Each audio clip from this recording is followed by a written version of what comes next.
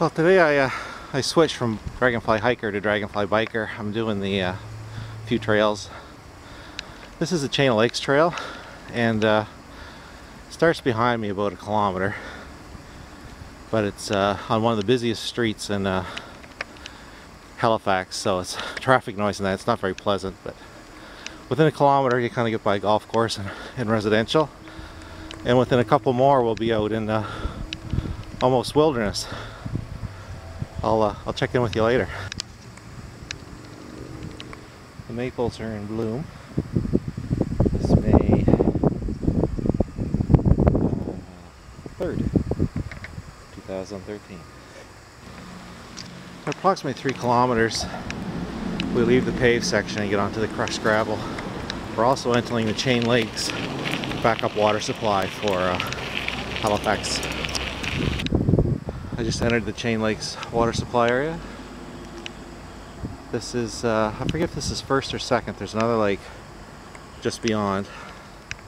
I think this is second. I think it always goes downstream to higher numbers, if I remember right. Anyway, there's 2 lakes here. So it's going to be guaranteed to keep this area wild. Of course, the highway's just behind me. But once I get around this curve up here, it gets pretty quiet for a little while, and I'll show you what I mean. So after about 2 kilometers of going through the Watershed area, we enter Highway 103 just in front of me here, and behind it is Bears Lake Industrial Park, one of the busiest business parks in the area, and the trail goes straight through it. Being an old rail line, of course, that's what it used to do, right?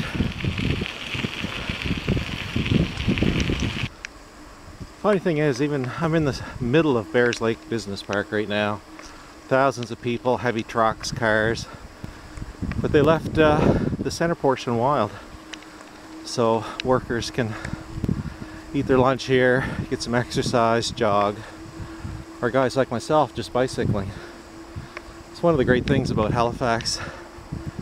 Really what they're trying to do is all the green space.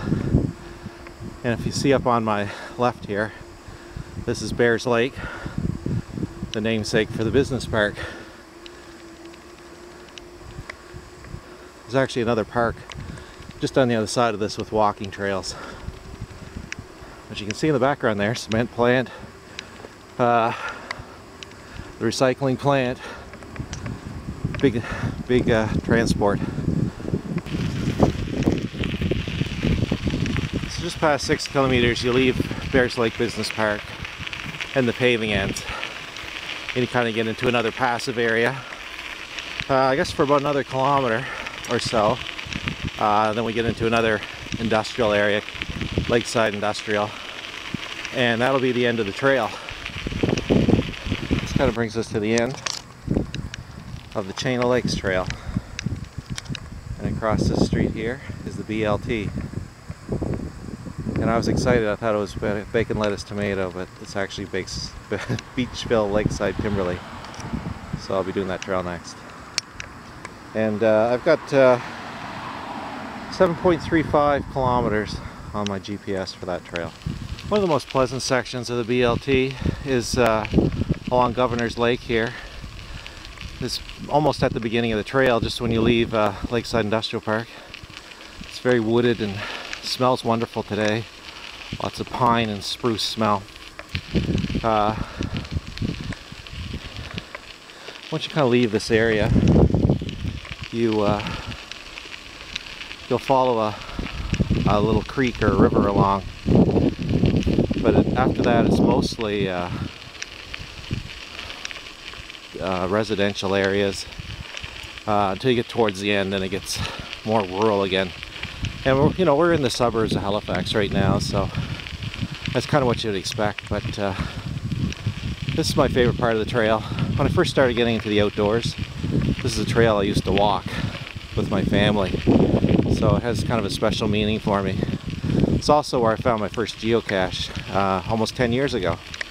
So a lot of special meaning for me on this trail. Got approximately 2 2.5 kilometers into the BLT Trail, you come upon this little waterfall. I think it's the, I think this is a 6 Mile brook. It comes out of 6 Mile Lake anyway.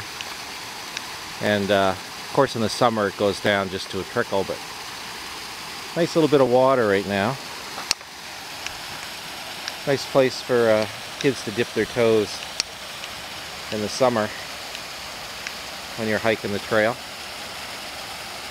And for Mom and Dad, we're not too far from Tim Hortons, just across the street here. Well, probably be about it'd be quite a diversion, but if you're desperate for a coffee. Kind of a picturesque spot. We have Fraser's Lake here. Duck out there. That empties into the 9 Mile River. And old Highway 3 goes across this old bridge, which I always thought was cool.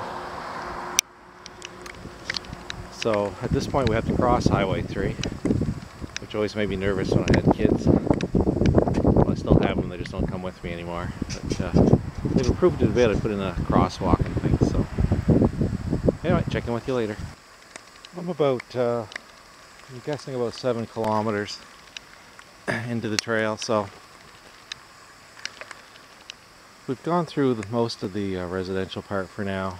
Now we're going to kind of get in behind a little bit of wilderness area until we come back out to the highway and it's some suburbs, and then the trail ends and the next trail starts. So this is also the access.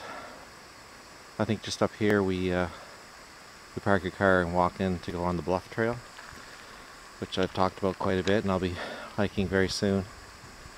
It's a wonderful wilderness trail close to the city. But enough about future videos. Cranberry Lake, a little different than when I hiked it last. I just passed 10K. There's this little pond and there's a bench back there.